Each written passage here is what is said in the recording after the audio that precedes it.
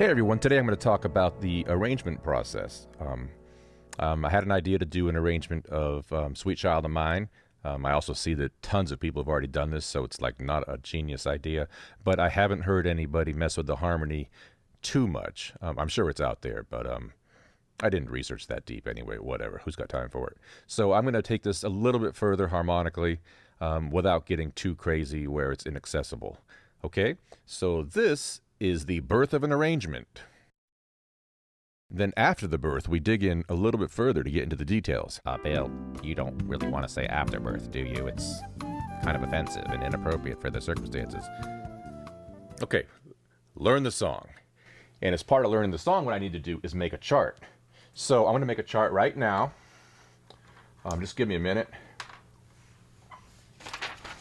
Start with a piece of staff paper. Then turn it over, use the blank side just to make a loose chart. This is not really a detailed one.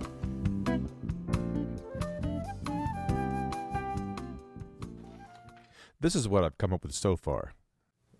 This chart is not going to get me very far, so I'm going to have to open up Sibelius and write the melody down.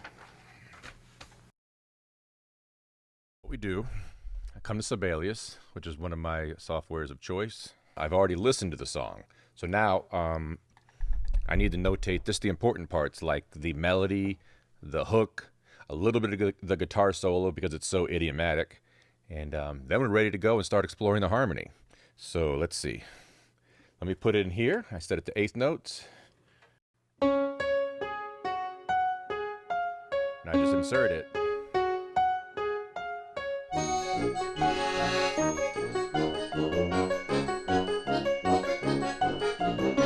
Okay, now we've learned the song, number one. Number two, we've made a chart with the basic important parts that we need, melodies, etc. And the basic harmonies, the way the song comes out of the gate. And now it's time to mess around with the fun stuff. So basically what I usually do is I put on a sequencer like Logic or Cubase, and I just jam for a while and see what I come up with.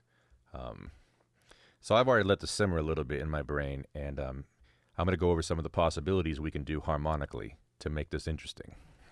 So the first thing we have in this song is the awesome intro melody, which is very idiomatic, so we have to do it, right? But if I play it, you look at it, it's based off of D flat, E flat minor, and G flat.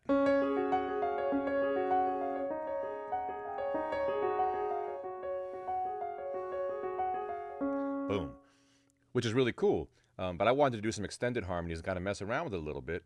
But if I notice this F is kind of getting in the way of my some of my go-to ideas, I want to do maybe a D major 7 instead of a D flat, and that would give me a Lydian sound, which is cool until I get the stupid F, right? So I can't really do that on that part of the hook. I can make an augmented major 7, a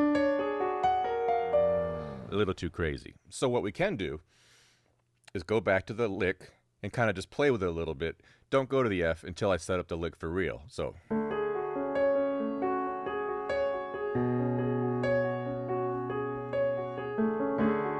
kind of going between a D major 7 and a B.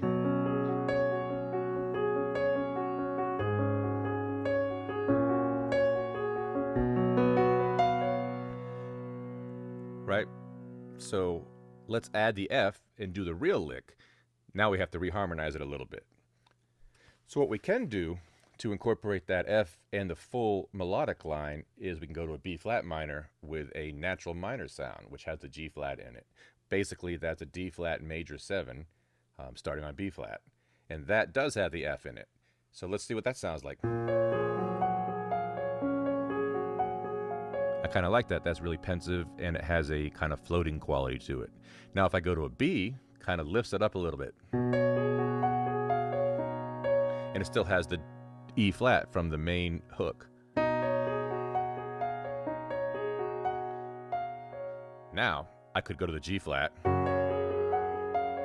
Boring. So let's go from the B. Now, what would be nice here, it's a little extended, but if I do an A, then that gives me an augmented major 7 sound, but it kind of only hints at it a little bit once it gets to the F. So it's actually not that bad at all. Not that it would be bad anyway, it's beautiful. So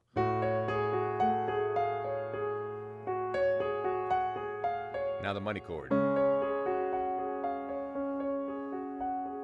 So let me play the whole progression and see what you think of it. See if this will work for our arrangement.